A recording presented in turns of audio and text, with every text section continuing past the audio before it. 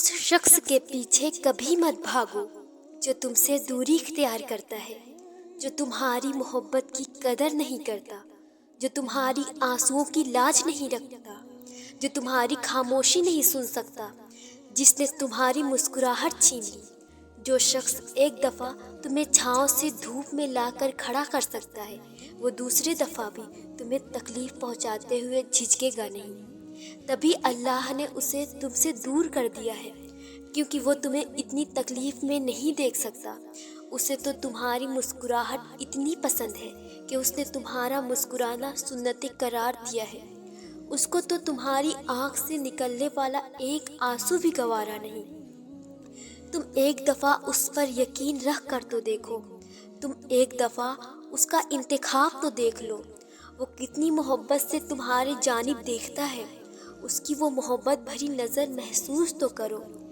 इंसानी फितरत ऐसी होती है जो इस दिल को तकलीफ़ पहुंचाता है और तोड़ देता है। ये फिर भी उसी की तरफ भागता है, इस उम्मीद के साथ कि इस दिल को वहीं से सुकून मिलेगा।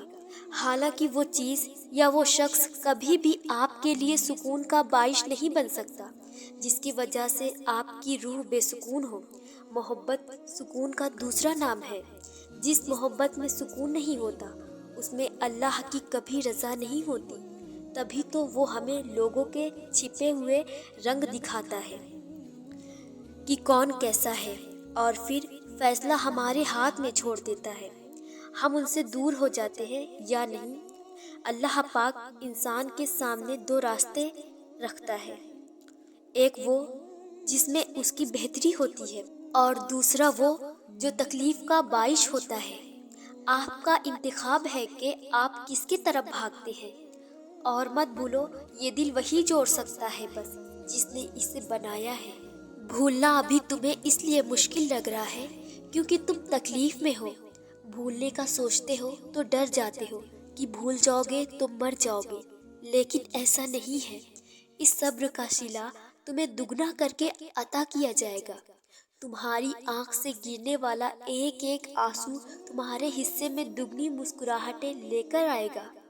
जिन चीज़ों पे अभी ये दिल तड़प रहा है, कल उनका महज ख्याल भी तुम्हें दुख नहीं दे सकेगा। ये जो तकलीफ आज दिमाग पे अजियत बनकर हावी है, अब ज़्यादा देर नहीं रहेगी। तुमने कितनी कोशिश की और तुमने कितना ज़ब्त किया, उस सब की खबर अल्लाह को तुमसे पहले है। अगर गिर गए हो तो क्या हुआ, उठने से क्यों डरते हो?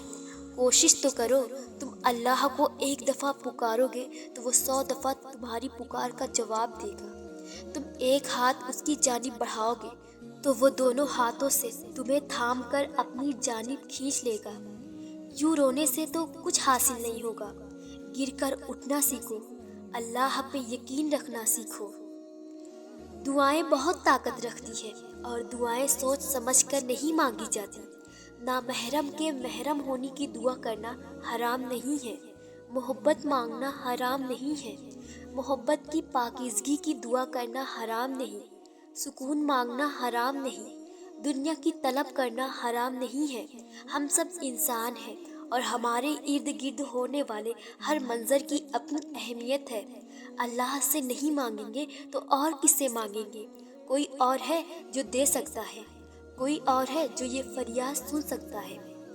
कोई भी नहीं। सब उसके मोहताज है, तो बजाय उसके मोहताज लोगों से मांगा जाए, उससे क्यों नहीं मांगते जो बादशाहों का बादशाह है, जिसकी अता को जवाल नहीं, जिसकी ताकतों को जवाल नहीं, जिसकी मोहब्बत को जवाल नहीं।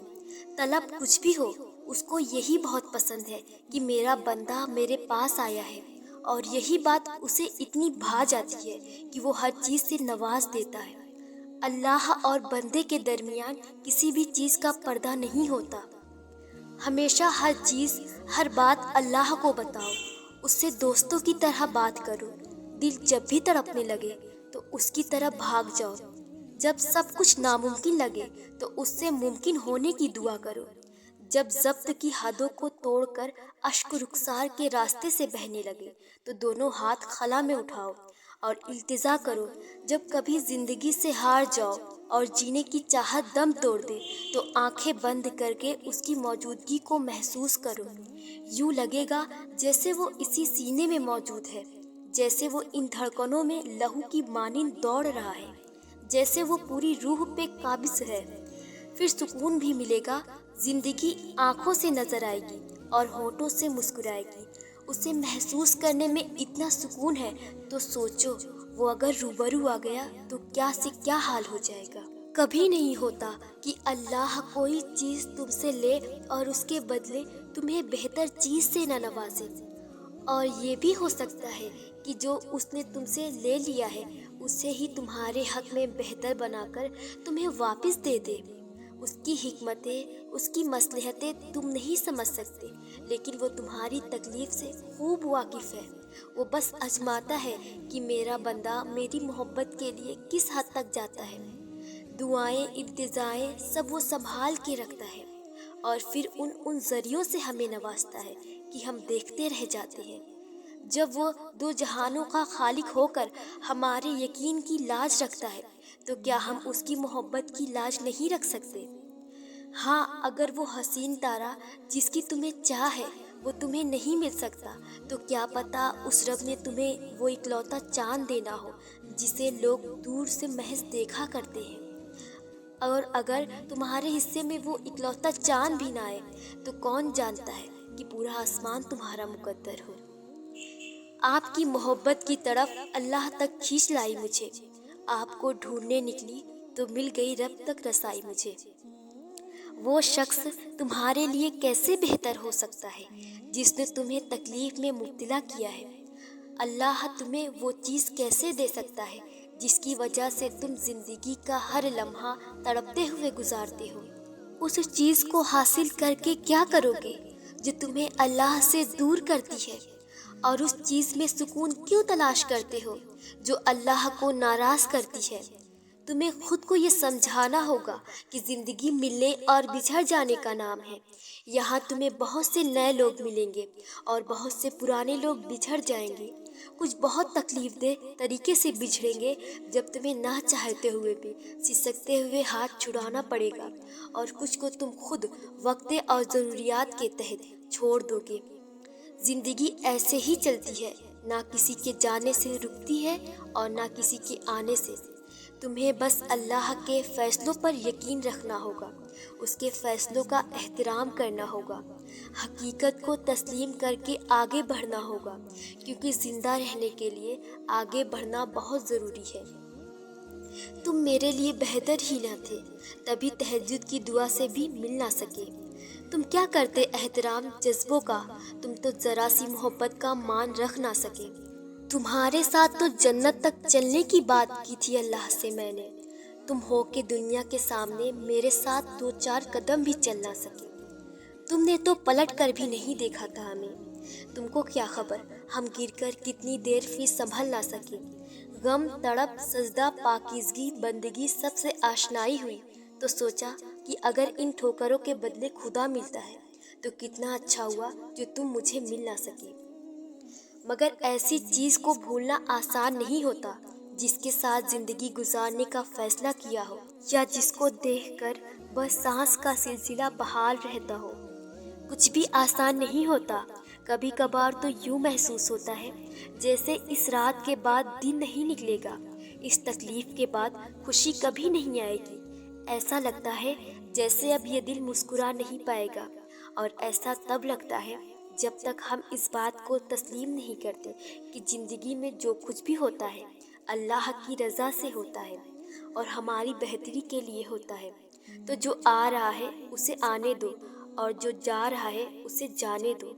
ان چیزوں کو اللہ سے ضرور مانگو جن سے تمہیں محبت ہے، مگر پھر اللہ کے فیصلے کا انتظار کرو۔ ہر درد، ہر تکلیف، ہر اذیت کسی نہ کسی وجہ سے ہماری زندگی کا حصہ بنتی ہے، اور وہ وجہ یہ ہے کہ تب اللہ نے ہمیں اپنے قریب لانا ہوتا ہے۔ جب دعائیں قبول ہوتی نظر نہ آئے تو سمجھ جاؤ اللہ تم سے رابطہ رکھنا چاہتا ہے، تو بس پھر اس پر بھروسہ رکھو اور اس کے کن کا انتظار کرو۔ یہ دکھ بھی ختم ہو جائے گا، یہ وقت بھی گزر جائے گا۔ دعا مانگتے ہوئے قبول ہونے یا نہ ہونے کا شک دل میں نہیں رکھتے کہ پتہ نہیں یہ دعا قبول ہوگی بھی یا نہیں، پتہ نہیں یہ چیز ہمیں ملے گی بھی یا نہیں، پتہ نہیں یہ کام ممکن ہو سکے گا یا نہیں۔ سارے خدشات تو ہماری ذات کے ہیں، اللہ کی ذات اس سے کئی زیادہ وسیع ہے۔ وہ تو معجزوں کا بادشاہ ہے، وہ جب چاہے حالات بدل سکتا ہے، وہ جب چاہے دل بدل سکتا ہے، وہ جب چاہے لا حاصل چیز سے نواز سکتا ہے، وہ جب چاہے نصیب بدل سکتا ہے۔ اللہ وہ سب کر سکتا ہے جو تم نہیں کر سکتے۔ جس کی ذات لامحدود ہے اس سے محدود دعائیں کیسی؟ اپنے اعمال دیکھ کر نہیں، اس کی شان دیکھ کر مانگو۔ جس نے تمہیں بنایا ہے اس سے بہتر تمہیں کوئی بھی نہیں سمجھ سکتا۔ اور یاد رکھو، کائنات میں ایسا کچھ بھی نہیں جو ہمارا رب نہیں کر سکتا۔ کائنات میں ایسا کوئی زخم نہیں جسے اللہ نہیں بھر سکتا۔